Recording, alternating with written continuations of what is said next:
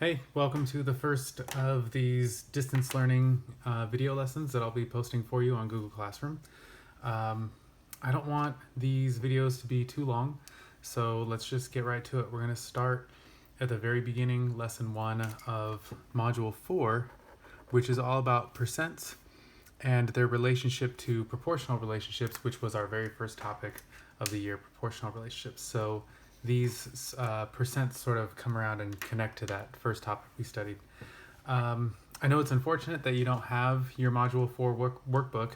You would have received that today if you're watching this on Monday, April 6th, had we gone back to the classroom.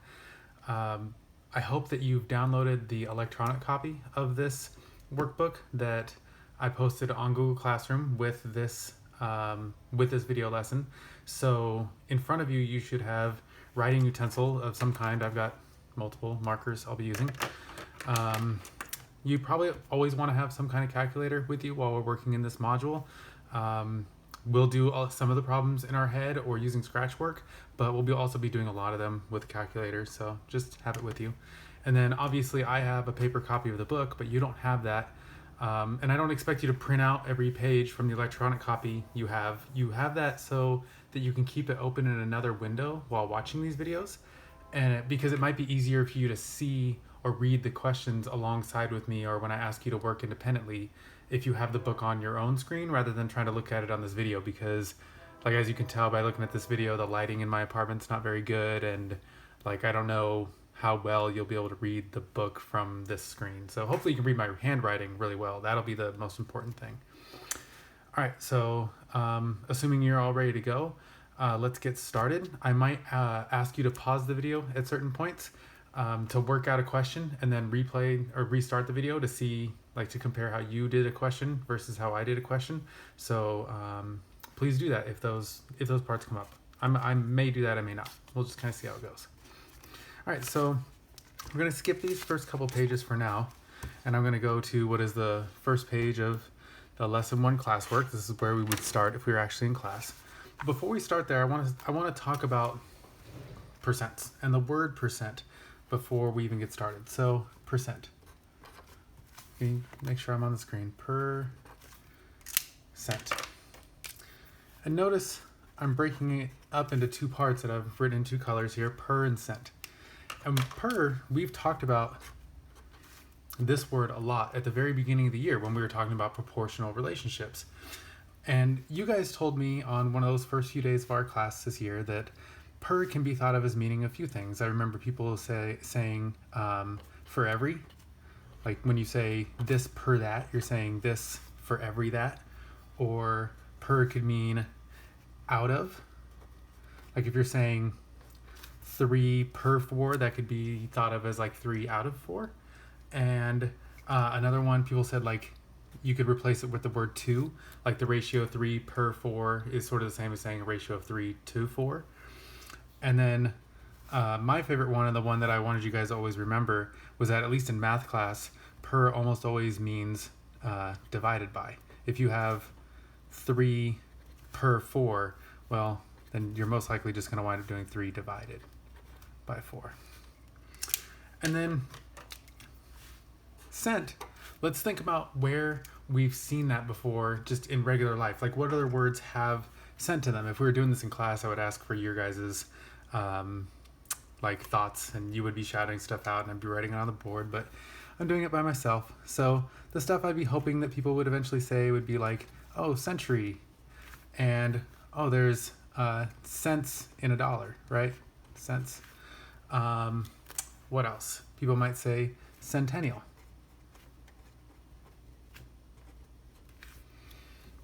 And what else? I feel like there's a couple more and I'm coming up blank. This is where you guys would be helping me if we were in class. Century, centennial, cents. Well, maybe I'll think the other ones. Maybe I won't. That's okay. What does century mean? It means 100 years. What does cents mean? Well, there's 100 in every dollar, right? And a centennial, what's that? Well, it's a 100-year anniversary. Anniversary. That may or may not be spelled right. Well, there's a few other examples I could come up with, but I'm drawing a blank right now. But essentially, there's all these words that have CENT in them that have something to do with 100. Well, that's because CENT essentially means 100. And so if you put these two parts together, per and cent,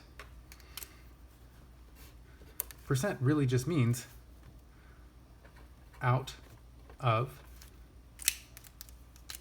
100.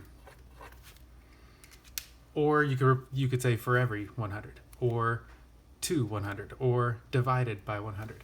Essentially, we're taking any ratio that we're given and we're making it an equivalent ratio proportionally, like proportional relationships, but out of 100 instead of out of 4, or out of 72, or out of 186. We want to know what it's equal to out of 100. That's what a percent is.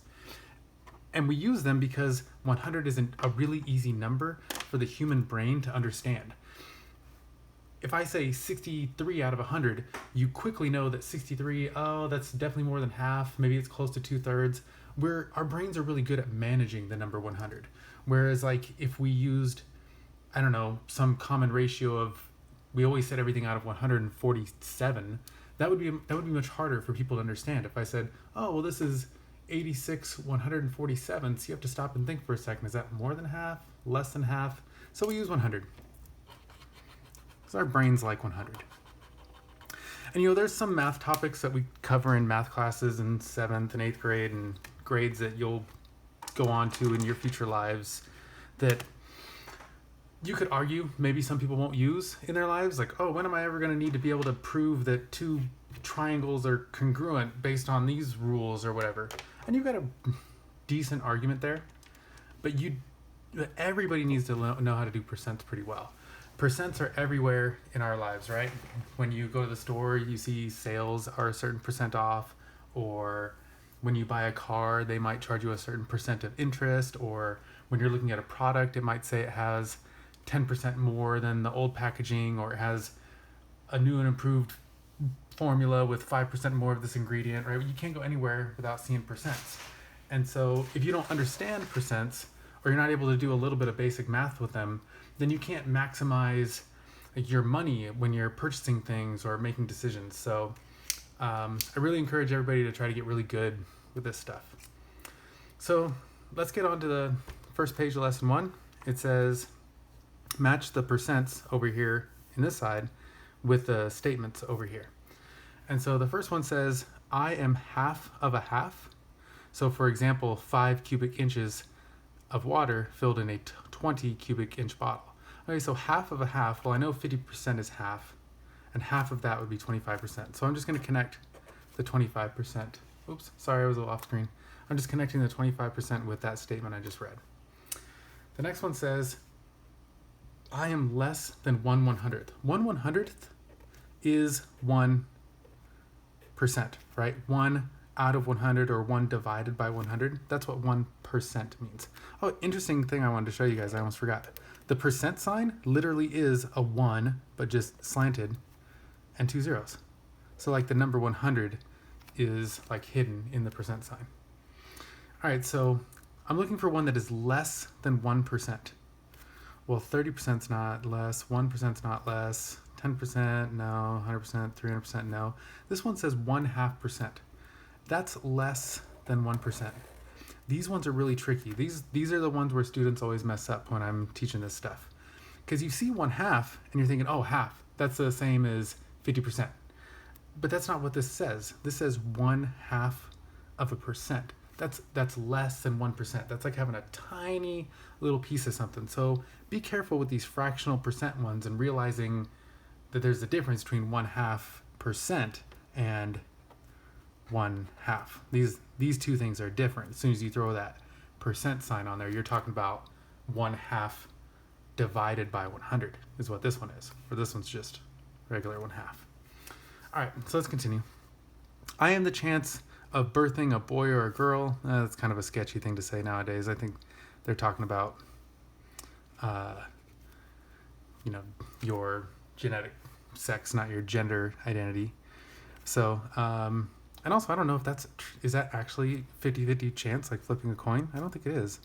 Anyways, whatever. We'll pretend that this is a 50-50 chance or a 50% chance and they want us to go 50% there. Okay.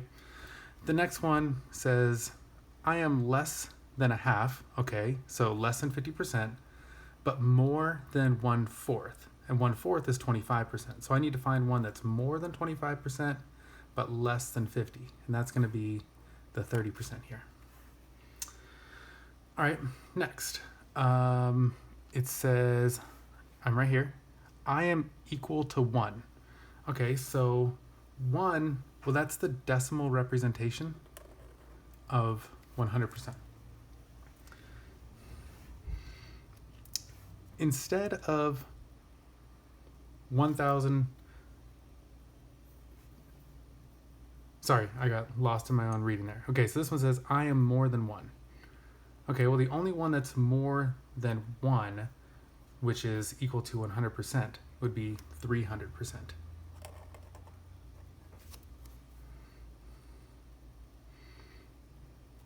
So in case you're confused about why 1 equals 100%, that's kind of confusing for some people at first, is because it's all about proportional relationships, right? You could think of it as 1 whole is the same as having 100% of something. That's one way to think of it. The other way to think about it is we want to take this number 1, which is the same as 1/1, and make it an equivalent ratio out of 100, right? That's what percents mean, out of 100 or divided by 100. Well, if we're doing equivalent ratios, 1 times 100 equals 100. So you have to times by 100 on the top as well, and you get 100. So 100% or 100 divided by 100 is the same as the number 1. And so anytime you have a percent that's over 100, you're going to have that equal to a decimal number that's greater than 1. 1.25 is 125%, etc. So this one says, I am a tenth of a tenth. Okay, well, 1/10, that's equal to 10 over 100. That's 10%. But they want a tenth of that. So, well, then essentially we divide that by 10, and that would get us 1 over 100. And 1 over 100 is equal to 1%. So this is the one we want. For this one, a tenth of a tenth is 1%. And the last one says, I am less than a fourth. Okay, so that's less than 25%, but more than 100th. Of 100th is 1%. So I just need one that's between 1% and 25%. That's going to be the 10%. All right, let's move on. Pretty soon, we're going to be doing a lot of questions where you have to figure out what is this percent of that number, how much is this percent, etc. But our first goal is to really just get used to what does like 12% represent, or what does 75% represent. But even more so, we got to get really good at switching back and forth between fractions, percents, and decimals. So those are the 3 ways these numbers that we use can be represented, which we'll get to as you can see in this next table. It says fraction, decimal, percent. This is like our main first goal here. And the reason for this is because you can't really do math with percents. Once we start trying to figure out like, how much does this cost if you take 10% off, or if you add an extra 12%? We won't actually be using the percent numbers in our calculations, because when you do that, your numbers always turn out 100 times bigger than they're supposed to be, because percents are just sort of weird that way. And so we will always convert to a decimal or a fraction to do the math. But then if we have to put our answer in a percent, we have to convert back. And so in order to be good at the questions we have to do later, we have to be really good first at switching from percent to decimal to fraction and back to decimal and back to percent. So that's sort of our main goal first. But let's do this over here first. It says, color in the grids to represent the following fractions. So 30 out of 100. I've got 100 little boxes in this grid. No big deal. I'm just going to color in 30 of them. I'm not going to do it all perfectly. I don't have time for that. 30 out of 100. Good enough. Okay. Next, 3 out of 100. Okay, so I just color in 3 out of the little boxes. And then the next one, this is the most important one, it says 1/3 out of 100. And so where a lot of students would mess up if we were doing this in class, I bet, is some students would color in 1/3 of the boxes, which would be 33 and a third boxes, but that's not what this says. They want 1/3 of 100th, or one third of a singular 100th. And so each box represents 1/100th, or 1%. And so a third of that would just be a third of one box, right? Because this is the same as 1/3%. So try to get really good at knowing the difference between 1/3% and just 1/3, or 1/2% and 1/2. The difference between those is one of the trickier things of this whole module. All right, so use the definition of the word percent, which we know means like out of 100 or divided by 100, to write each percent as a fraction and as a decimal. Okay, good. So this is what we really need to be doing here. So if this is 37.5 divided by 100, right? When I look at this percent sign here, I'm thinking of it as divided by 100. Then as a fraction, I could write it as 37.5 over 100. The only problem is we're not really supposed to have decimals in our fractions. So what we do is we multiply by a 1 and however many zeros it would take to move this decimal all the way to the end of the number. So I want this decimal point to be on the other side of the 5, so that's one space. So I'm going to multiply by a 1 and 1 0, or in other words, a 10. But then I have to do the same thing to the bottom. So I'm going to multiply the bottom by 10, and I get 375 1/1000ths. When you guys are doing this, I'm going to expect that those fractions get simplified. So you would want to, divide the top and bottom by 5 or whatever until you get the fully simplified version of this fraction. But I don't want this video to be that long, so I'm going to keep going. Okay, and now if I want to write this number as a decimal, that's actually quite easy. I'm going to switch marker colors just to mix it up. Because this says 375 thousandths.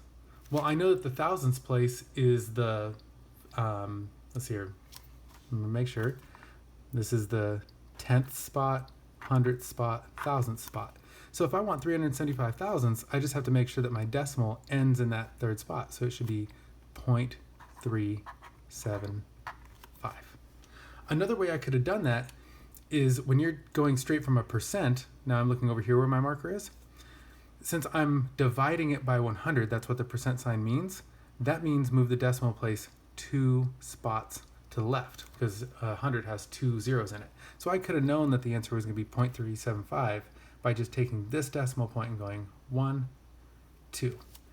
So for example, on the next one, this says 100%, and the decimal point's not really there. You can't see it, but it's after the 0.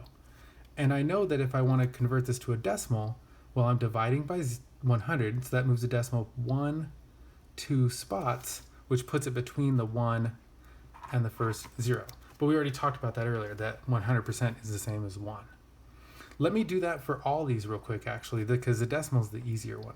So 110%, if the decimal point is after the 0, and I go 1, 2, then that means this is equal to 1.1. 1%. If the decimal point is after the 1 and I move it 2 spots, 1, 2, well, that's going to put it here with an extra 0 in front of it. And that makes it 0.01, which makes sense because that's the 100th spot, and 1% literally means 1/100th, or 1 out of 100. So of course the 1's going to be in the 100th spot. All right, the last one, 1/2%. Let's think of this as 0.5%, right? 1/2 and 0.5 are the same. And then if I move this decimal point 2 spots over, because I'm dividing by 100, what I wind up with is 2 extra zeros in front of it. And so as a decimal, this is written as 0.005. All right, so as fractions, 100%, that's just 100 out of 100. 110%, that's just 110 out of 100. When you guys are doing this, I'd like these fractions fully simplified though, but I'm just trying to get it done. Okay, so 1%, that's just 1 out of 100. And 1/2%, well, that's 1/2 out of 100. But I definitely don't want a fraction in a fraction like that. Those are called complex or compound fractions. I usually call them compound fractions when you have a fraction in a fraction. We don't want that. So I'm going to multiply by 2 on top and bottom, because 2 times 1/2 is 1, and 2 times 100 is 200. So this is the same as 1 over 200. All right, so we're just about done here. What I'm going to ask you to do is pause the video and see if you can fill out this table before I show you how to do it. So you don't have to draw the whole table on your paper or whatever. Maybe just, write what this number would be as a decimal and a fraction, write what this number would be as a percent and a fraction, and write what this number would be as a decimal and a fraction percent, and then check your answers against me. In about 5 seconds, I'm going to go through the answers. So you're pausing now.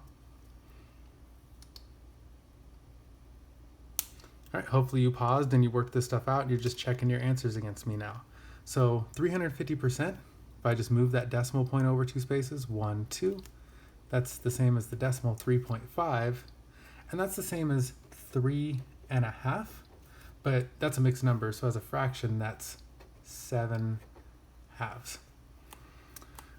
Okay, so the decimal 0.025, well, if I was going from a decimal to a percent, I moved the decimal point 2 spaces over, but now I'm going to the right instead of the left. So 1, 2, the decimal point would wind up just between the 2 and the 5. This is 2.5%. And then fraction, well, let me count the decimal places I have here. After the decimal, I've got the 0 in the 10th spot, the 2 in the 100th spot, and the 5 in the 1000th spot. So what that means is this is 25 thousandths. And you should have simplified that. Let's see here. If I divide top and bottom by 5, I get 5 over 200, and that's the same as 1/40th. So if you simplified it and got 1/40th, good job. And then the last one, well, I want to turn 1/8 into a decimal. This is one you should just memorize, but really the best way to do this one is to just grab your calculator and go 1 divided by 8, right? Because that's what 1/8 means, 1 divided by 8. I'm pretty sure I'm going to get 0.125. Yep, so there's my decimal, 0.125. And then to turn that into a percent, I'm just going to move that decimal place over 2 spots, 1, 2. And so this is the same as 12.5%. So having 1/8 of something is the same as having 12.5% of something. All right, so that's the end of lesson 1. If you look on the assignment, you'll see that I posted this sprint here for you to practice, just converting from percent and decimal and back and forth. I want you to do this sprint and then work on the other thing that I posted for today's activity as well. And then at the beginning of the next video, I'll show you what I got as my answers for this sprint. I'll try to keep the videos a little shorter from here on out. All right, see you.